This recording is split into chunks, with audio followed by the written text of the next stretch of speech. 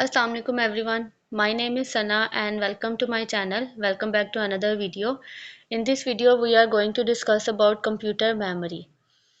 Uh, a computer is an electronic device and that accepts data, processes on that data and gives the desired output. It performs programmed computation with accuracy and speed, or in other words, the computer takes data as input and stores the data or instructions in the memory. After processes the data, it converts into information, finally gives the output. Here, input refers to the raw data that we want the machine to process and return to us as a result. Output refers to the response that the machine provides in response to the raw data entered, and the processing of data may involve analyzing, searching, distributing, storing data, etc. Thus, we can also call a computer data processing. Now, here is a question that what is computer memory? Computer memory is just like the human brain.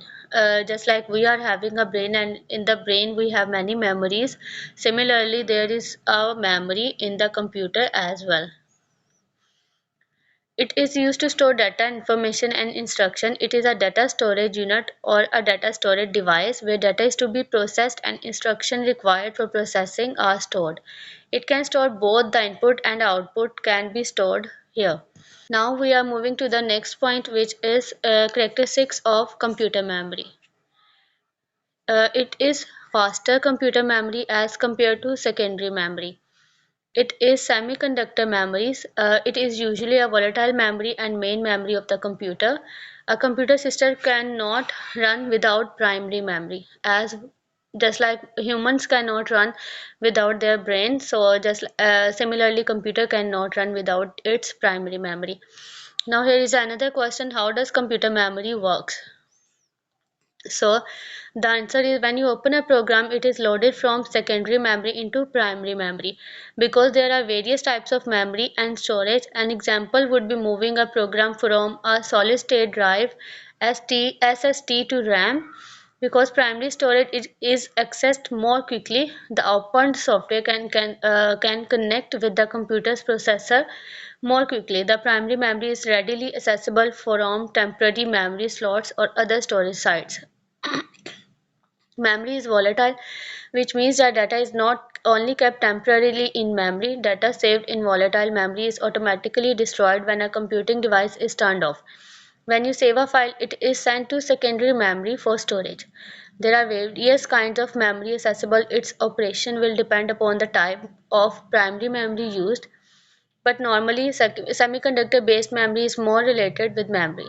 Semiconductor memory made up of IC, that stands for integrated circuits, with silicon based metal oxide semiconductor, that is MOS transistors. Now we are moving towards our main point, that is types of memory. Types of memory in general computer memory is of three types. First one is primary, second one is secondary, and the third one is cache memory. Now we discuss each type of memory one by one in detail. Here is the first point, which is primary memory.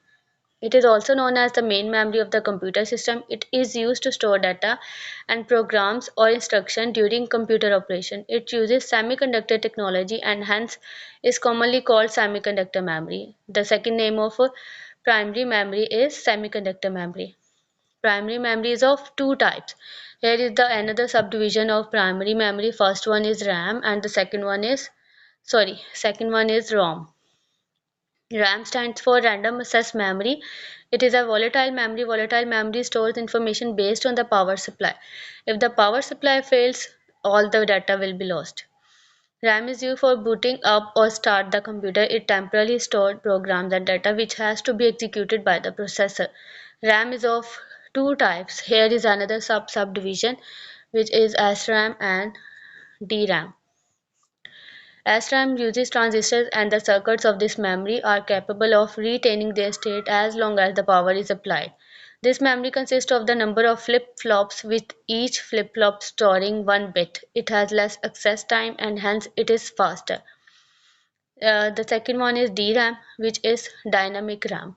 DRAM uses capacitor and transistor and stores the data as a charge on the capacitor. They contain thousands of memory cells. It needs refreshing of charge on capacitor after a few milliseconds. This memory is slower than SRAM. Here is the second one, ROM. It's read-only memory. It is a non-volatile memory.